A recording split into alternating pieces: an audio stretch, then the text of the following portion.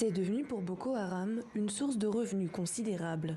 Depuis quelques années, le groupe terroriste multiplie les enlèvements de civils dans la région. Un changement de mode opératoire que décrit Malam Kiari, ancien combattant, aujourd'hui repenti. Boko Haram a mis en place tout un système avec des complices qu'ils paient pour chaque information. Cela leur permet de faire suivre des gens. Ensuite, ils prennent les enfants ou les femmes des gens riches et demandent des rançons pour acheter des armes. Parmi les otages, ils ciblent aussi ceux qui pourraient leur être utiles, les mécaniciens ou les spécialistes d'Internet. Des rançons qui atteignent parfois jusqu'à 100 millions de francs CFA. Pour payer, les communautés se cotisent par solidarité pour faciliter la libération des otages sans intervention de l'État.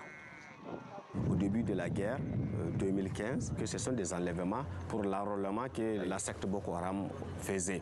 C'est-à-dire qu'ils enlèvent les jeunes filles pour servir des femmes ou des chairs à canon ou des kamikazes. Ils enlèvent des jeunes garçons pour les enrôler pour qu'ils deviennent militaires. Mais aujourd'hui, depuis à partir de 2019, ce sont des enlèvements contre rançon qui est devenu leur politique.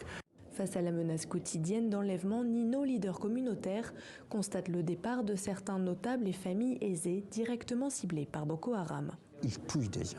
Donc ils ont créé la peur. Les gens qui sont périphérie de Difa, tous ils sont venus à Difa. Ils ont laissé leur village, leur champ. Donc ils n'ont rien survivre. Et si tu traites avec Boko Haram, tu ne te sens pas menacé par eux. De leur côté, les autorités tentent de renforcer les moyens sur la frontière poreuse entre le Niger et le Nigeria, où se cacheraient des combattants de Boko Haram. Depuis un an, le nombre d'attaques et même d'enlèvements aurait diminué, mais les incursions de Boko Haram restent quotidiennes.